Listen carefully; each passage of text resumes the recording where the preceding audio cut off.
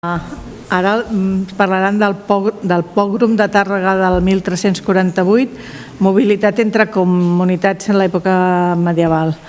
La comunicació ens la presenta el Rubén de la Fuente, de la UAB, la Marta Díaz Zorita, de la Universitat de Tübingen, i l'Ariadna Nieto, de la Universitat de Lleida. També amb l'Eulàlia Sobirà, que com tots sabeu ha sigut l'antropòloga que ha coordinat tots els estudis de la necròpolis. Us deixem amb el Rubén. Doncs, moltes gràcies. Ja està. Moltes gràcies a tothom per venir i a les organitzadores per muntar aquestes jornades i per convidar-nos a parlar d'aquest estudi. Nosaltres avui parlarem d'un estudi que s'ha marcat, que és una petita pota de la meva tesi doctoral i del qual ara estem treballant en un article. Llavors és unes pinzellades una mica del que hem trobat nosaltres. No m'estendré gaire tot el que ja sabem i que també ha explicat ara el Jordi amb el tema del pogrom.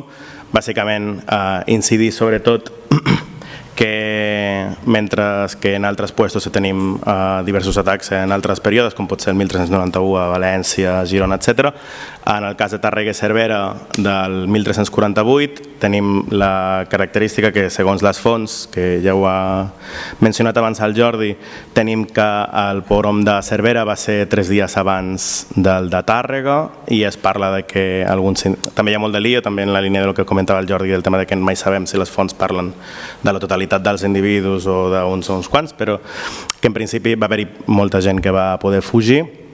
Llavors una mica la premissa de que parteix aquest estudi és si nosaltres, des d'una perspectiva d'anàlisis biomoleculars, nosaltres podíem arribar a inferir quins individus, si hi havia individus a les fosses del pogrom de Tàrrega que haguessin vingut de Cervera, que haguessin fugit del pogrom de Cervera i que haguessin caigut víctimes del pogrom de Tàrrega.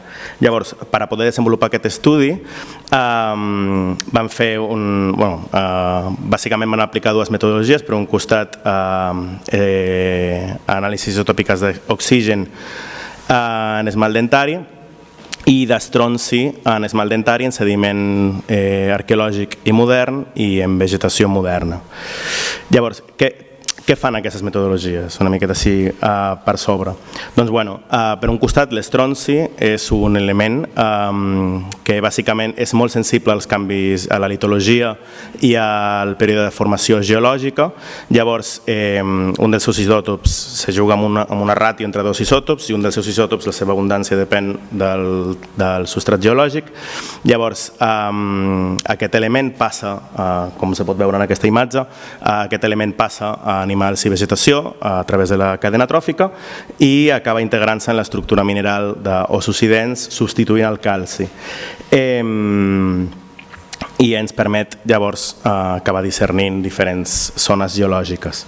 En aquest sentit, donat que l'estronci varia geogràficament depenent de la geologia, com ja he dit, principalment per l'edat formativa del substrat i per la litologia que el composa, es fa necessari fer un mostreig o un estudi de diverses mostres de vegetació i de sediment de la zona d'estudi que ens pugui permetre després comparar amb els individus que nosaltres volem establir les mobilitats, per així poder dir, bàsicament, si tu tens una zona que és el teu àmbit d'estudi, fas l'anàlisi i veus que tens individus que coincideixen amb aquesta àrea que tu has estudiat, tu pots asseverar que aquesta gent s'ha mogut per aquí, si no coincideix potser s'ha mogut per una altra zona.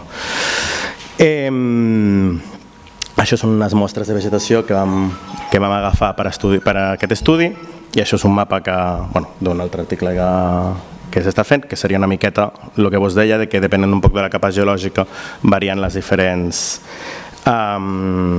lectures isotòpiques. Pel que fa a l'oxigen, els isòtops d'oxigen varien molt isotòpicament segons van canviant d'estat.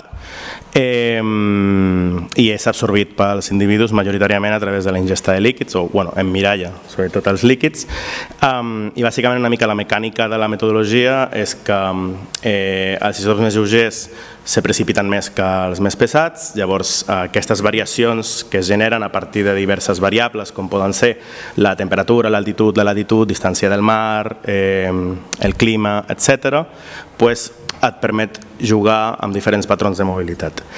De totes maneres, en el cas que a nosaltres ens pertoca, en el cas d'aquest estudi, nosaltres no hem fet estudis com sí que hem fet d'estronci referencial de la zona, no l'hem fet de l'oxigen, l'oxigen l'hem utilitzat com una segona poteta, com una segona variable amb la qual poder comparar i discernir els valors d'estronci. Llavors, a nivell de materials, de forma molt ràpida, bàsicament vam agafar 30 individus de la necròpolis de Roquetes, específicament 19 de les fosses comunes, 11 del cementiri jueu, i després vam agafar 9 individus cristians de l'ossari de Sant Antoni, del carrer Manol Ibarra, de Cervera, i 2 dents d'uns càprits que van sortint a Sitja d'una casa del carrer del Call.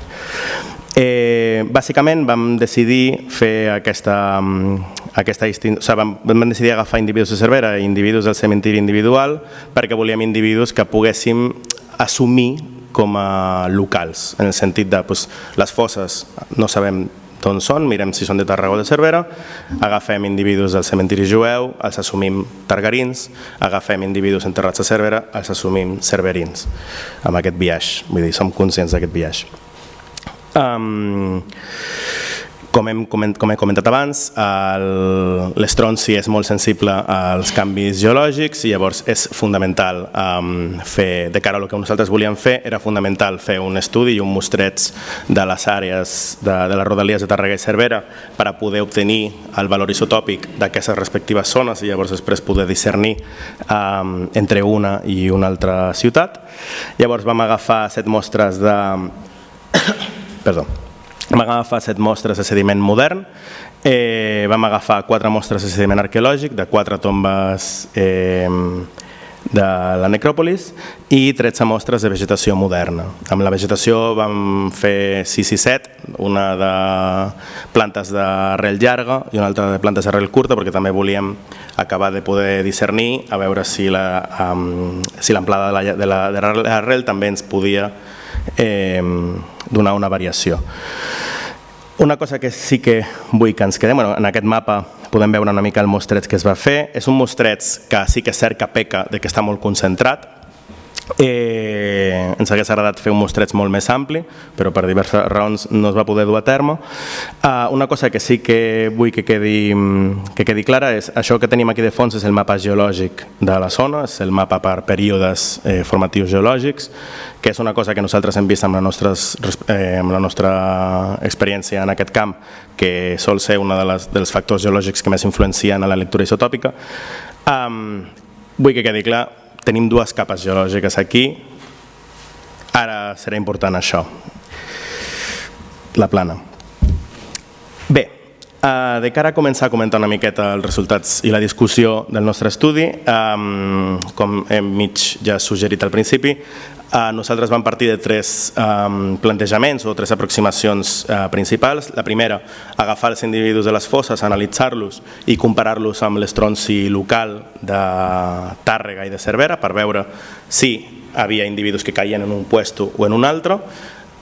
Paral·lelament, comparar aquestes dades amb els individus assumits com a targarins de la necròpolis jueva i, per una altra banda, comparar-los amb els individus assumits com a cerverins de l'ossari de Sant Antoni.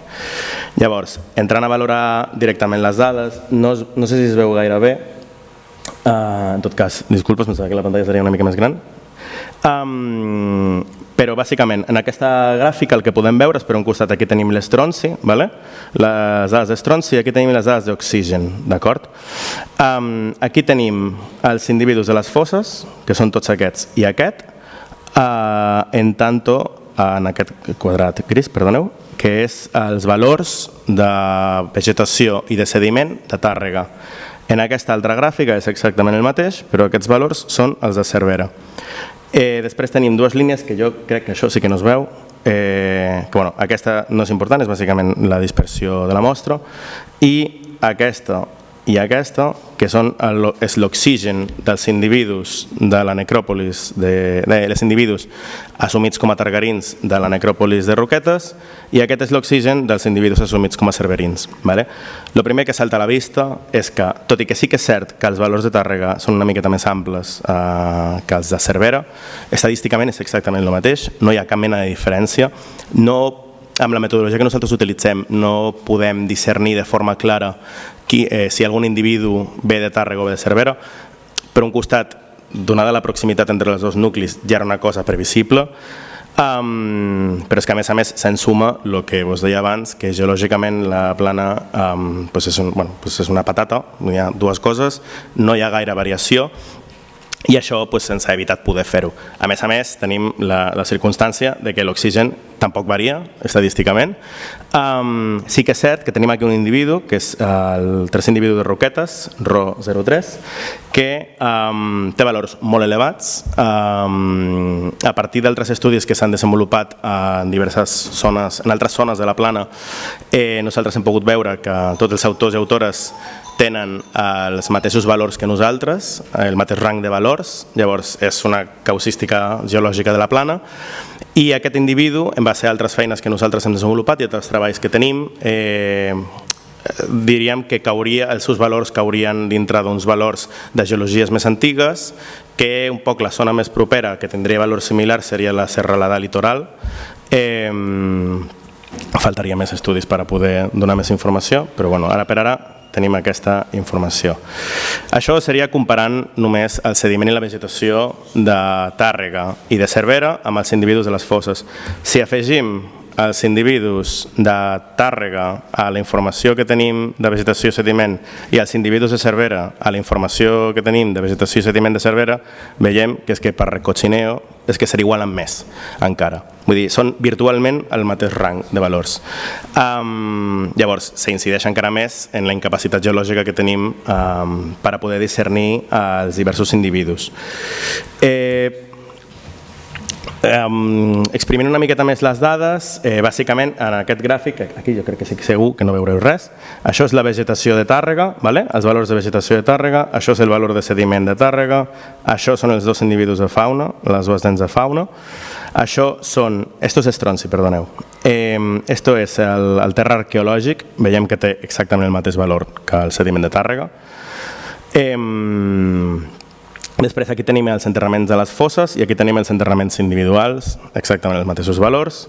Aquí tenim la vegetació de Cervera, que tot i que pugui semblar que és diferent a la de Tàrrega, són els mateixos valors perquè el rang és el mateix. I el sediment de Cervera, que sí que es veuen lleugeres diferències, però amb Cervera vam tenir diversos problemes per agafar el mostrets i hi ha un parell de dades que estan allà ahí. I després tenim l'ossari de Sant Antoni, que, igual que el que hem vist abans, exactament les mateixes dades. Sí que salta a la vista les diferències que tenim tant en estronci com en oxigen dels individus de fauna, que això bàsicament el que ens està dient és que els individus de fauna tenen, com a mínim, aquestes dues dents, aquests dos individus tenen una mobilitat diferent a la de la resta dels humans, però veiem que en oxigen és tot exactament igual. Una altra cosa que sí que s'ha observat és una possible no significativa, perquè això és important, estem parlant de diferències molt sucintes, molt petites, entre les zones de Tàrrega i les zones de Cervera, perdó, les zones de les fosses i les zones del cementiri, el qual sí que en oxigen també es veu, sobretot en el cas de l'individual, dels enterraments individuals, el qual, tot i no ser significatives, sí que podria potser estar apuntant-nos a una possible diferència de mobilitat entre homes i dones, possiblement per diferents activitats, però que és una diferència molt alt i caldria més investigació al respecte. El que sí, i per acabar d'aterrar una miqueta tot, perquè jo també entenc que són moltes coses, Bàsicament, l'homogeneïtat geològica de la plana de Lleida ens dona uns valors molt similars d'estronci i ens provoca bàsicament que tenim una incapacitat matemàtica de fer unes diferenciacions entre Cervera i Tàrrega. Tot i així, sí que hem vist coses bastant xules. Què hem vist? En aquesta gràfica infernal que teniu aquí, bàsicament aquí teniu desenvolupats, això és l'estronci, això és l'oxigen, això sempre és així. Tenim tots els individus que hem estudiat aquí. Aquests granates marrons són les fosses, els quadradets verds són els enterraments individuals, els blaus són els de l'ossari de Cervera, o sigui, són els cristians, i els violetes són els dos individus de fauna. Bé, el primer que veiem és que, juntament amb el de Roquetes que vos he explicat abans, tenim un altre cristià de Cervera que també ens surt el seu valor molt elevat, el qual ens denota que no és una cosa exclusiva dels individus jueus, el que pogués haver-hi mobilitat de fora de la plana, perquè, insisteixo, aquests valors no coincideixen amb res del que hi ha registrat a hores d'ara a valors a la plana. Aquí tenim un gràfic de densitat amb les mostres d'oxigen i aquí tenim una mica el que sí que vull ressaltar, que és, primer, abans de res, en aquest gràfic de densitat el que podem veure és, no sé si es veurà gaire bé, però bàsicament per aquí tot això en blau són els individus cristians, en verd tenim els individus dels enterraments individuals de la necròpolis de Roquetes i en granate tenim els individus de les fosses. El granate no el veieu perquè està exactament a sota del verd, vull dir, són valors exactament iguals.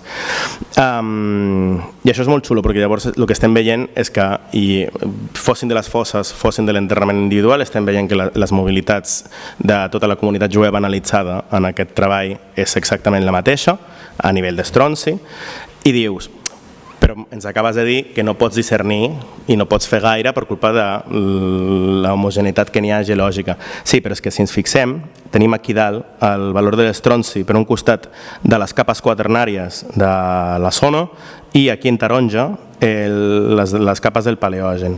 El verd és el paleogen, el blau és el quaternari. Què veiem aquí? El que veiem és que els individus cristians de Cervera tenen uns valors que sí que és cert que semblen molt idèntics al de la corba que fa el quaternari, però numèricament parlant podrien ser compatibles amb ambdues campes geològiques, mentre que la mobilitat que tenim de la població jueva analitzada cau única i exclusivament en valors del paleogen. Llavors, aquí nosaltres, tot i ser una primera hipòtesi preliminar, del que parlem és que molt probablement aquestes diferències que veiem entre la població cristiana analitzada i la població jueva analitzada és que tenim pràctiques culturals o alimentàries òbvies com poden ser el kosher i que tots sabem que existien, o bé directament una gestió diferenciada del territori o un accés desigual a terres i pastures. Llavors, això, el circulito. Llavors, per acabar de concloure i per acabar tancant, bàsicament tenim una sèrie de limitacions per a la diferenciació geogràfica entre Cervera i Tàrrega, que era el que inicialment preteníem per culpa de la poca variabilitat geològica que n'hi ha a la plana. Amb l'estronci no ho podem fer, però sí que és cert que hem observat diferències en la mobilitat gràcies a l'estronci i a l'oxigen. Hem observat diferències en la mobilitat i l'ús del territori entre les comunitats jueves i cristianes, el que vos he explicat ara que els jueus semblen associats a una capa geològica mentre que els cristians semblen que abastarien tota la zona geològica analitzada. Tenim dos individus, Roquetes 3 i Cervera 2, que mostren valors isotòpics molt elevats, indicant una procedència forània a la plana de Lleida i probablement de zones amb geologia més antiga, que, insisteixo, abans he dit que la zona més propera seria la serralada litoral pels valors que nosaltres maneguem, però podria venir de qualsevol altra zona que tingués uns valors geològics similars. I finalment, a nivell de perspectives de futur i cap a on volem tirar una miqueta aquesta metodologia aplicada en aquests contextos, seria molt útil, per un costat, ampliar l'estudi amb anàlisis de comunitats bé jueves de Cervera, bé cristianes de Tàrrega, per intentar mirar una miqueta com aquesta informació nova casa amb el que hem vist nosaltres, i després comparar-ho amb altres poblacions, com podrien ser Lleida, així com incloure anàlisis de paleodieta per acabar de mirar si el que estem parlant és de diferències alimentàries. Finalment, una cosa molt xula i que molaria molt fer seria intentar realitzar aquest estudi en una població que fos plenament feudal per a veure si aquesta mobilitat que nosaltres tenim aquí seguiria sent un format de mobilitat molt vinculat a l'estil feudal de persona lligada al vincle a la terra, o bé ja estaríem parlant d'una societat moderna, d'època moderna, a la qual se li presumeix una major mobilitat al ser propietària. I bueno, això seria tot i moltes gràcies.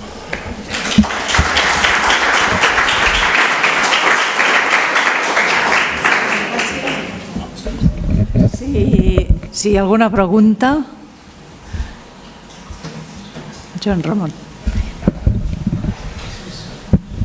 Felicitats pel treball, evidentment, força interessant. El dubte que me sorgeix, i ara ho estaves intentant plantejar, l'estronci que heu documentat és en la zona oriental de la plana de Lleida, diu si s'avancés l'estudi més cap a ponent, el pronòstic a priori, no sé si a nivell geològic ho teniu estudiat aquest estronci, també seria tan homogeni o podia haver diferències també anant més cap a l'oest en aquest estronci, llavors que també canviés aquestes dades originals? Pregunto. Clar, el tema és que a la que t'entra variabilitat geològica, tu ja obtens uns valors diferenciats. Llavors, la gràcia és com aquests valors conjuguen entre ells. Si nosaltres canviem de... Tota la zona que sigui... Nosaltres el que hem vist en altres estudis que estan publicats és que totes les capes del paleògen i del quaternari de la plana de Lleida tenen el mateix rang de valors pràcticament clavat.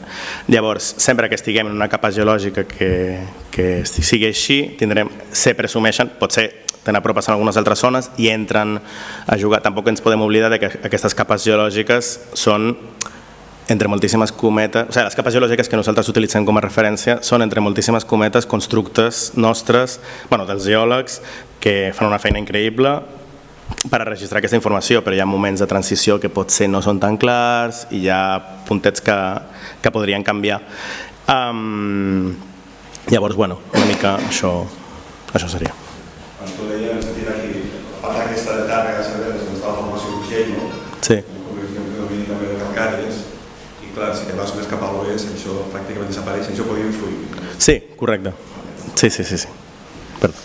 Bueno, jo vull dir que això, que des de la Universitat de Lleida hem mostrejat tota aquesta part per la zona de Minferri, tenim ara més o menys unes 60 mostres i, com diu el Rubén, podem confirmar que la forquilla que hi ha en relació a les capes seria més o menys la mateixa. És a dir, hi ha més variabilitat, però ja et dic, nosaltres estem fent tota la zona de Ponent, des de la part sud de Serra de Prades, que la tenim tota mostrejada, tota la plana, una part d'Osca, Prepirineu, i ara hem acabat de fer tota la part del Pirineu de Lleida amb una col·laboració que estem fent amb el Rubén, amb la qual cosa gairebé podem dir que tenim tota aquesta zona de Lleida ben mapejada i que per tant podrem treballar molt bé a partir d'ara tota aquesta mobilitat en tota aquesta zona. Vull dir que ara podrem començar a tenir una visió molt més clara.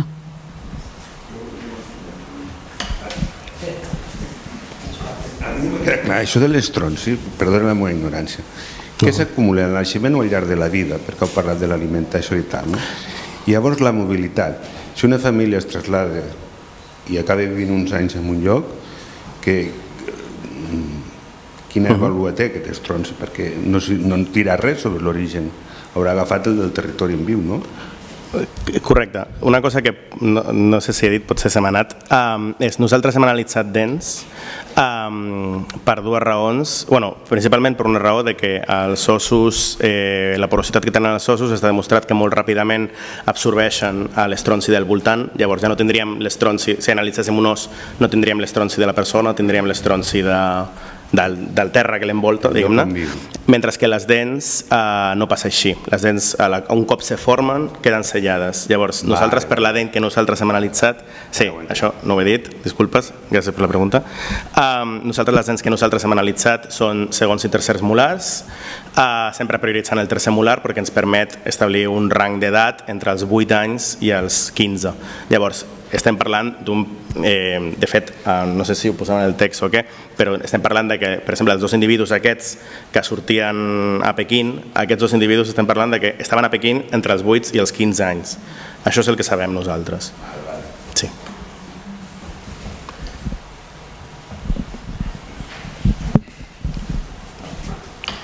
La mostra de l'individu de Roquetes, que sortia amb uns barems tan diferents dels altres, podem saber si és de les fosses comunes o de les altres?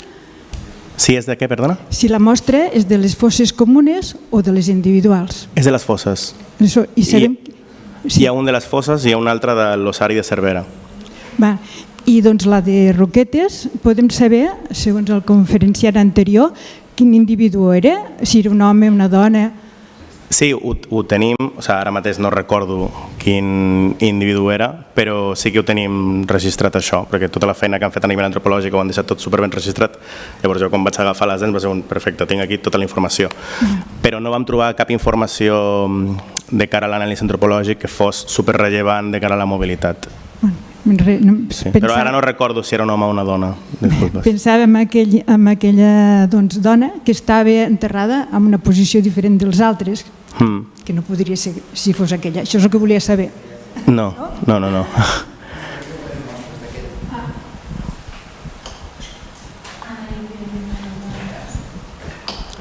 només que em confirmis, aquesta mobilitat, no mobilitat que explicàveu, seria consistent en una endogàmia important del grup, de la població, o no?